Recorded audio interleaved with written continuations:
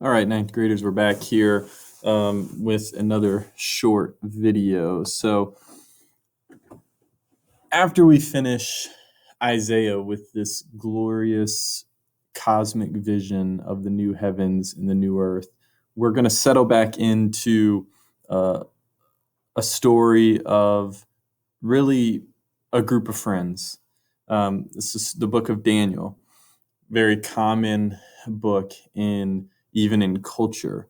I have up here a picture of Daniel in the lion's den.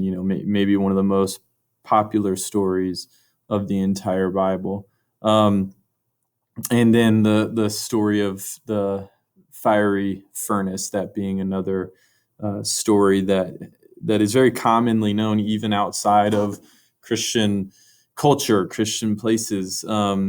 Most people know these stories, but there's a lot more to the book of Daniel than meets the eyes. I actually think the book of Daniel is one of the most fascinating books of the Bible. There's aspects of it that are deeply human. Deeply human. There's also aspects that are sort of, I guess you could say, deeply divine or deeply spiritual, and you'll see why as we jump into the book. But essentially, the book takes place right after the Babylonian attack on Judah, and Babylon takes into captivity many of the Israelites, and a part of that group is Daniel and his friends. And so the way the book is broken up is chapters 1 through 6 are these stories surrounding Daniel and his friends in captivity, and chapters 7 through 12 are then Daniel's visions of the future. One interesting thing to note about the book of Daniel is that chapter 1 is actually written in Hebrew. And then chapters 2 through 5 is written in Aramaic, which was a sort of a cousin language to the book of Hebrew. And then it ends with chapters 8 through 12 goes back to Hebrew.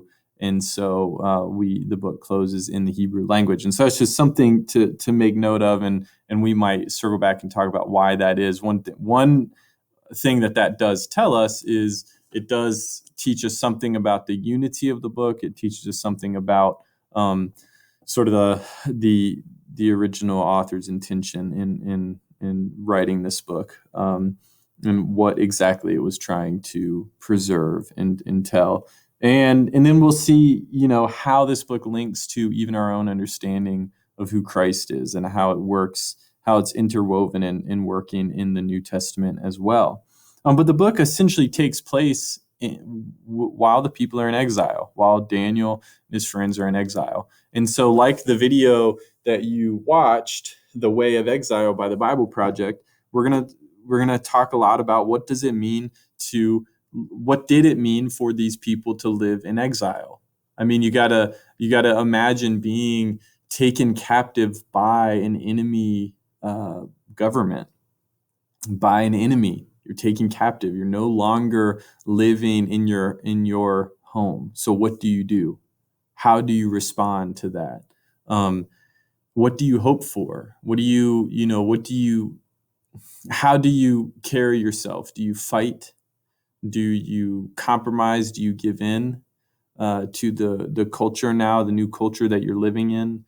Or is there another way? And we looked at in that video, The Way of Exile, that there is a third way. There is another way to live, a way that's not compromising, and it's not constant conflict. But there's a way patterned by the prophets a lot of times, patterned by Daniel, and then ultimately patterned by Christ. And partly why I think this book is so timely for us in this culture is that we learn in the New Testament that we are in a way exiles. We are in a way living in a present situation, in a present world in which we know isn't our full home. We know that there's sin here. We know that there's fractures, there's brokenness, there's pain. And we know that even within each one of us, there is a desire to know something more, to experience God truly and fully. And we hope for that. I heard this recently that anytime you hunger, even what we think of as hungering for food or hungering for some small pleasure, anytime we hunger, what we're really hungering for is God, is that fullness of relationship with God. And that's why during this season of Lent, which runs through April through to Easter, we fast. And Daniel fasts in the book of Daniel. We'll see that. But we fast to remind us that our true hunger is for God, and that we don't experience God fully here. We experience God in many ways, but we won't experience God until he returns, until he comes to dwell with us again. And like we read in Isaiah, the new heavens and the new earth are ushered in, and we participate in that. And that's something we hope for. But we're here now. We're living here now. We're living in an in-between time, similar to Daniel, similar to those Israelites who were taken captive. And so how do we respond? How do we live? How do we live during this time? And so we're going to learn a lot from the book of Daniel.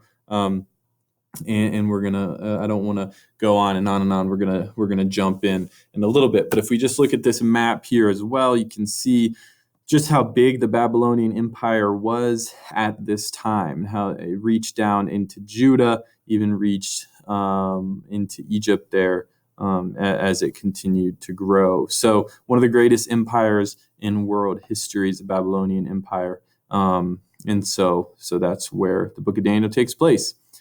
All right, you guys have a great afternoon.